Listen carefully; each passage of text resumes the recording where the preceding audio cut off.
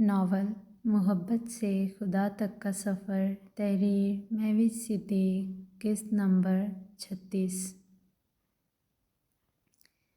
یقین جانیں اس میں آپ کی کوئی غلطی نہیں ہے۔ زندگی میں کچھ لوگ ایسے ہوتے ہیں جنہیں دلوں کو تسخیر کرنے کا وصف حاصل ہوتا ہے۔ لاکھ بار چاہنے کے باوجود ہم انہیں بھلا نہیں پاتے کیونکہ ان کی محبت ہماری روح تک سرایت کر چکی ہوتی ہے۔ عفان کی نارمل انداز میں کہی گئی باتیں فاطمہ کا سینہ چھلنی کر رہی تھیں۔ عفان کے تلخ الفاظ اس کی روح کو گھائل کر رہے تھے، جس کا عکس اس کی آنکھوں سے بہتے آنسوؤں کے ذریعے صاف دکھائی دے رہا تھا۔ میں یہی سمجھوں گا میری پہلی محبت میں کچھ یاد رکھنے لائق نہیں اور آپ کی پہلی محبت میں کچھ بھولنے لائق نہیں ہے۔ کھوئے کھوئے لہجے میں اپنی بات مکمل کرنے کے بعد عفان نے اپنی جھکی نگاہیں اوپر اٹھائے فاطمہ کا چہرہ دیکھا تو حیرت کے مارے دنگ رہ گیا۔ مسلسل بے آواز رونے کی وجہ سے اس کا چہرہ آنسوؤں سے تر ہو چکا تھا۔ عفان سے فاطمہ کے آنسو دیکھے نہ گئے، اس لیے اپنے ہاتھ کے نرم پوروں سے اس کا بھیگا چہرہ صاف کرنے لگا۔ فاطمہ نے پہلی بار اسے ایسا کرنے سے روکا نہیں تھا، وہ بس چپ چاپ کھڑی آنسو بہائے جا رہی تھی۔ عفان نے فاطمہ کا چہرہ اپنے ہاتھوں کے پیالے میں تھاما ہی تھا کہ اچانک انہیں اپنی سماعتوں میں دروازے کی دھیمی دستک سنائی دی۔ وہ دونوں یکبستہ چونک اٹھے۔ فاطمہ بھیگی نگاہوں کو صاف کرتے فوراً اپنے دوپٹے کو سر پر سلیقے سے اوڑھنے لگی۔ Happy birthday to you, happy birthday dear Fatima aunty, happy birthday to you. دروازہ کھلنے کی دیر ہی تھی کہ مریم اور حیا مدھر آواز میں مخصوص گانا گنگناتی کمرے کے اندر داخل ہو گئیں۔ ان کے تعاقب میں اذلان اور زینب بھی کیک اور موم بتیاں ہاتھوں میں پکڑے وہیں آ گئے۔ ماں سوائے عفان کے اذلان سمیت سب نے اسے خوش دل انداز میں مبارکباد دی۔ فاطمہ بمشکل دھیمی مسکراہٹ چہرے پر سجائے ان سب کا شکریہ ادا کر رہی تھی۔ عفان ابھی تک اس کے بھیگے چہرے کو ہی بھلانے سے قاصر نظر آ رہا تھا۔ جیسے ہی اذلان نے کیک سینٹر ٹیبل پر رکھا، زینی آگے بڑھی اور پھر ایک ایک کرتے ساری کینڈلز کو روشن کر دیا۔ میں یقین سے کہہ سکتی ہوں فاطمہ آنٹی، آپ کو اپنا برتھ ڈے یاد بھی نہیں ہوگا، ہے نا؟ فاطمہ کی سرخ آنکھوں کو دیکھتے حیا کو یہی لگا شاید فاطمہ ان کے آنے پر ابھی ابھی نیند سے بیدار ہوئی ہے۔ ٹھیک کہا آپ نے، مجھے واقعی یاد نہیں تھا۔ Thank you so much for making my day so special. Fatima گلوگیر لہجے میں گویا ہوئی تھی۔ اس سب کی ضرورت نہیں تھی بیٹے، میرے لیے تو آپ کا پیار ہی کافی تھا۔ فاطمہ نے حیا اور مریم کو والہانہ پیار کیا۔ نو ایموشنل سین پلیز، آئیے کیک کٹ کرتے ہیں۔ فاطمہ کی نمی سے بھرپور آنکھوں کو دیکھتے نہ چاہتے ہوئے بھی حیا کی آنکھیں اشک بار ہو گئیں۔ اس نے خود کے اعصاب پر قابو پائے حشاش پشاش لہجے میں کہا اور پھر فاطمہ کا ہاتھ تھامے سینٹر ٹیبل تک لے آئی۔ حیا کے گرم جوش انداز پر عفان بھی خود کو مسکرانے سے روک نہیں پایا تھا۔ حیا بیٹے تھوڑا سا ویٹ کرو، تب تک میں زرار کو بھی لے آتی ہوں۔ فاطمہ نے موم بتی بجھانے سے پہلے سرسری سا اطراف میں دیکھا تو اسے زرار کہیں بھی نظر نہ آیا۔ اس نے کیک کاٹنے کی بجائے حیا کے گال کو شفقت بھرے انداز میں تھپ تھپایا اور پھر زرار کو بلانے کی غرض سے کمرے سے باہر چلی گئی۔ زرار کے ذکر پر حیا منہ بسور کر رہ گئی۔ عفان کی دارفتگی سے بھرپور نگاہوں نے تب تک اس کا پیچھا کیا جب تک کہ وہ نگاہوں سے اوجھل نہ ہو گئی۔ اپنے اہم دن پر فاطمہ کا یوں زرار کا خیال رکھنا اس کے خلوص کا منہ بولتا ثبوت تھا۔ زندگی کے تلخ ابواب انسان کو وقت سے پہلے بڑا کر دیتے ہیں۔ زرار کے قرب انگیز ماضی نے بھی اسے اس کی عمر سے پہلے بڑا کر دیا۔ رات کے اس پہر بھی زرار کے کمرے کی تمام لائٹس آن تھیں اور وہ ہمیشہ کی طرح بیڈ پر لیٹا سوچوں کے بھنور میں پھنسا ہوا تھا۔ فاطمہ ایک دھیمی دستک کے بعد کمرے کے اندر آ گئی۔ اس کو سامنے دیکھ زرار نے غصیلے تاثرات سمیت اپنا رخ فوراً دوسری جانب موڑ لیا۔ اسے اپنے باپ کا اداس چہرہ ابھی تک اپنی آنکھوں کے سامنے عکس بن کر لہراتا دکھائی دے رہا تھا۔ حسب توقع اس کے رد عمل پر فاطمہ کو اہانت کا احساس ہوا، مگر اس نے خود کے اعصاب پر قابو پانے کے لیے اپنی آنکھوں کو پل بھر کے لیے شدت سے موند لیا۔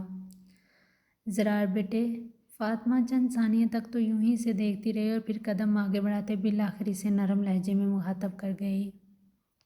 نہیں ہوں میں آپ کا بیٹا، سنا آپ نے؟ نہیں ہوں میں آپ کا بیٹا۔ زرار شدید غصے میں چلاتا بیڈ سے اٹھ کھڑا ہوا۔ اس کے برہم انداز پر فاطمہ ڈر کے مارے 2 قدم پیچھے کھسک گئی۔ شاکی نگاہوں سمیت بے اختیار آنسوؤں کا سیل رواں ہو گیا۔ زرار بیٹے میں تو بس ایک ماں، وہ بے دست و پا ہو کر بے بسی سے بولی۔ میری ماں مر چکی ہے اور کوئی ماں نہیں چاہیے مجھے اپنی زندگی میں۔ اس کی آواز دھاڑ سے مشابہ لگ رہی تھی۔ تیش کے عالم میں آج اس نے تمام اخلاقی تقاضے بالائے طاق رکھ دیے، کیونکہ فاطمہ کی وجہ سے آج وہ اپنے باپ کو پھر سے اسی درد، اسی قرب، اسی اذیت سے گزرتے ہوئے دیکھ رہا تھا جس سے وہ ایک بار پہلے بھی گزر چکا تھا۔ حالات مختلف ضرور تھے لیکن درد کی نوعیت تقریباً وہی تھی۔ اسی خدشے کے پیش نظر وہ ابھی تک فاطمہ کو عفان کی بیوی اور اپنی ماں کے روپ میں ایکسیپٹ نہیں کر پا رہا تھا۔ اس کے دل میں بیٹھا ہر ڈر آج حقیقت بن کر اس کے سامنے کھڑا تھا۔ چلی جائیں یہاں سے، اور ہاں، دوبارہ میرے اس کمرے میں آنے سے پہلے 2 بار سوچیے گا ضرور۔ اب وہ ساری حدیں پار کرتا اشارے سے فاطمہ کو کمرے سے باہر جانے کا کہہ رہا تھا۔ حیا سے انتظار نہ ہوا، اسی لیے وہ بھی فاطمہ کے تعاقب میں اس کے پیچھے آ گئی۔ یہاں کمرے کے سامنے پہنچتے ہی زرار کے اس سکھڑ انداز کو دیکھتے حیا کی آنکھیں ششدر انداز میں پھٹی کی پھٹی رہ گئیں۔ فاطمہ بھیگی نگاہوں سمیت وہاں سے جانے کے لیے واپس پلٹی ہی تھی کہ دروازے کے سامنے کھڑی حیا کو دیکھتے وہ بھونچکا سی گئی۔ حیا، آپ یہاں؟ فاطمہ کی حیرت میں ڈوبی آواز نے زرار کو ایک جھٹکے سے واپس پلٹنے پر مجبور کر دیا۔ زرار کی آنکھوں میں خون کی لالی ابھرتے دیکھ حیا غیر یقینی کیفیت میں گری اپنے ہونٹوں پر ہاتھ رکھ چکی تھی۔ تم خود کو سمجھتے کیا ہو؟ ہاں، تمہاری ہمت کیسے ہوئی میری فاطمہ آنٹی سے اس قدر بدتمیزی سے بات کرنے کی؟ حیا بپھری شیرنی کی طرح گھراتے زرار سے سخت لہجے میں باز پرس کر رہی تھی۔ حیا میری جان، ریلیکس۔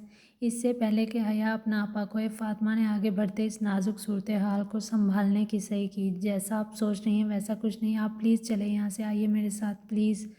فاطمہ نے اسے بازو سے تھامے وہاں سے واپس لے جانا چاہا، مگر حیا اپنا بازو چھڑواتی پھر سے زرار کے سامنے تن کر کھڑی ہو گئی۔ 1 منٹ فاطمہ آنٹی۔ حیا کی تیز و تند آواز سنتے باقی گھر والے بھی لمبے لمبے ڈگ بھرتے یہاں آنے لگے۔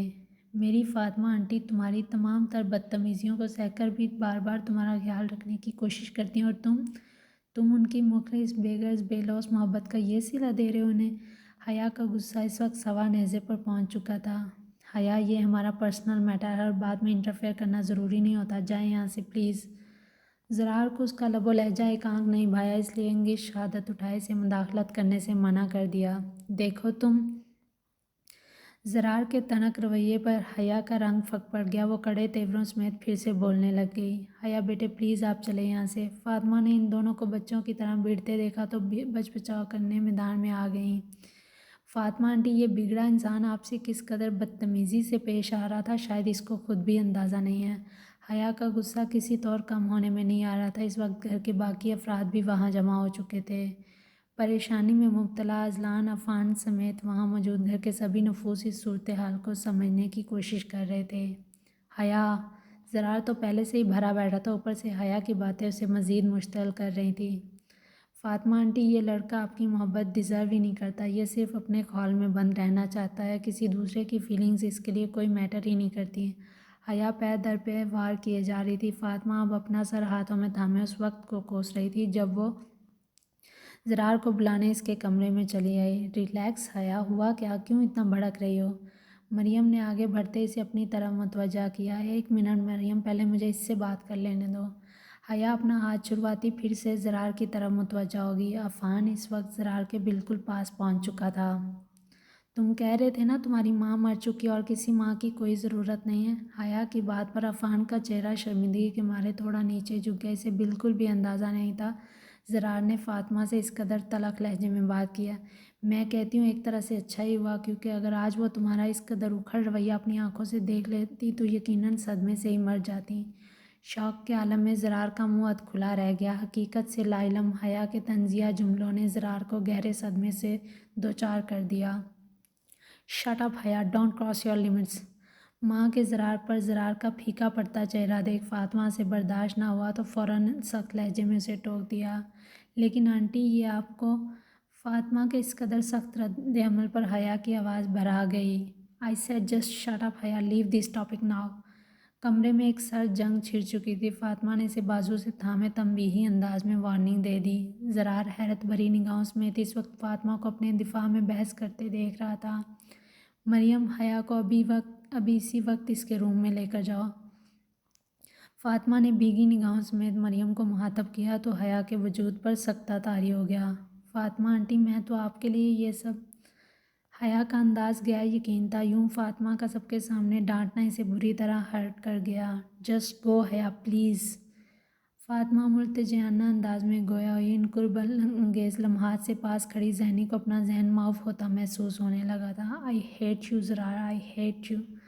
حیا کی نفرت اس کی آنکھوں سے سرخی بن کر چھلکنے لگی تھی۔ مریم مجھے ابھی اسی وقت بابا کے پاس جانا ہے، میں اب یہاں نہیں رہوں گی۔ حیا مریم کے شانے سے لگی بلک بلک کر رو رہی تھی۔ فاطمہ نے آگے بڑھتے اسے سنبھالنا چاہا مگر وہ اپنے قدم پیچھے کھسکاتی اذلان کے پاس پہنچ گئی۔ چاچو پلیز نیکسٹ فلائٹ کی ٹکٹس بک کروا دیں۔ حیا کے اٹل انداز نے وہاں موجود سبھی نفوس پر پریشانی کا ایک نیا بم پھوڑ دیا۔ فاطمہ اب خود بھی بے آواز رونے میں مشغول تھی۔ عفان اس وقت سرد نگاہوں سمیت زرار کو ہی گھور رہا تھا۔ اسے زرار سے اس قدر بدتمیزی کی توقع ہرگز نہیں تھی۔ لیکن حیا بیٹے ابھی بہت رات ہو چکی ہے، آپ ریلیکس رہیں، ہم صبح بیٹھ کر بات کریں گے۔ اذلان نے حیا کے سر پر دست شفقت رکھتے اسے رسان سے سمجھانا چاہا۔ چاچو اگر آپ کو کوئی پرابلم ہے تو ٹھیک ہے، میں اپنے بابا کو کال کرتی ہوں، لیکن یہ تو طے ہے میں اب اس گھر میں مزید اور نہیں رک پاؤں گی۔ حیا جذبات سے آری خشک لہجے میں اپنا فیصلہ سناتی وہاں سے چلی گئی، اور وہ اپنی ضد کی کتنی پکی ہے یہ بات مریم اور فاطمہ سے بہتر کوئی نہیں جانتا تھا۔